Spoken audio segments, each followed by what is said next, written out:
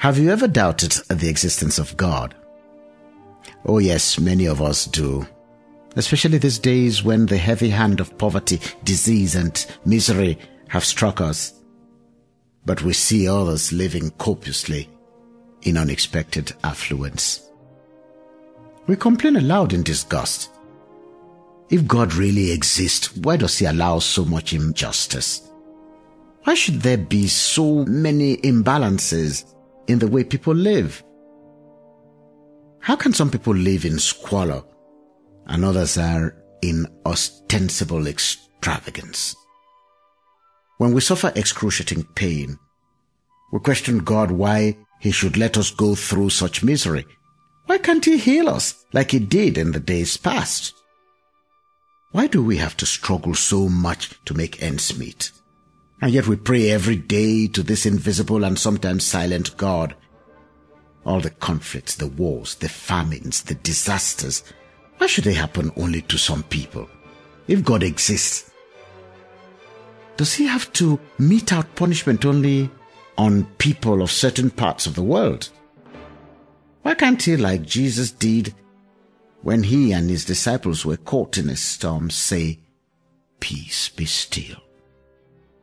If God exists, can one conclude he is unfair? I'll tell you a little story. It is of this young man who always wondered whether God still speaks to people. Following a Wednesday evening Bible study, he went out with some friends for coffee. During their chit-chatting, many of his friends talked about how God had led them in different ways.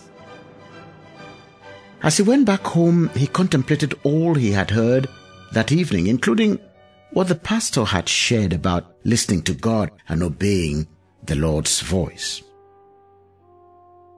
As he drove home, an urge came to him to buy a gallon of milk. He pondered aloud whether that was God talking to him. The urge persisted, so he stopped by a store and bought a gallon of milk, even though he knew he did not quite need it. When he got back into his car and started the drive down the street, he got to an intersection.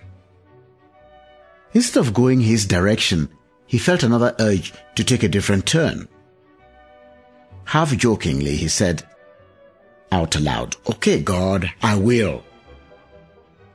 He drove down the street when suddenly he felt like he should stop. He was in the semi-commercial area of town. It wasn't the best, but it wasn't the worst of neighborhoods either. The businesses were closed, and most of the houses looked dark, like the people were already in bed. Again, he sensed something telling him to go and give the milk to the people in the house across the street. He had a strange feeling. He did not know anyone in that house, and it would be rude to go knocking at a home where it looked as though the people were already asleep. "Lord, this is insane. Those people are asleep. And if I wake them up, they are going to be mad and I will look stupid." The young man did go to the house despite the doubts he had. Someone answered his knocking.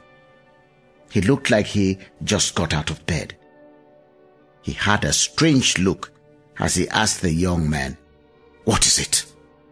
The young man thrust the gallon of milk at the man. "Here, I bought this for you."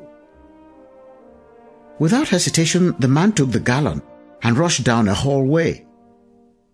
Then from down the hallway came a woman carrying the milk towards the kitchen. The man was following her holding a baby.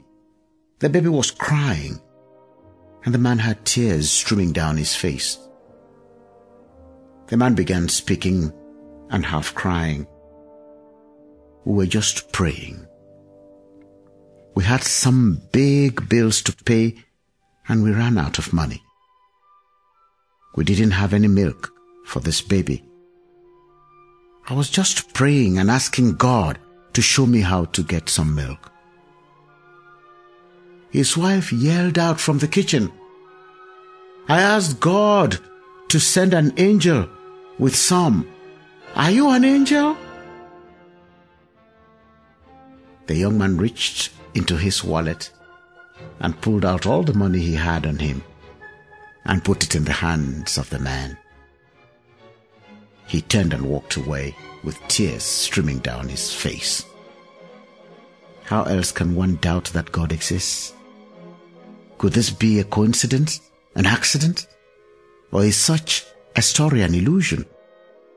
My friend, whatever doubt you may have about the existence of God, one thing I know, He exists.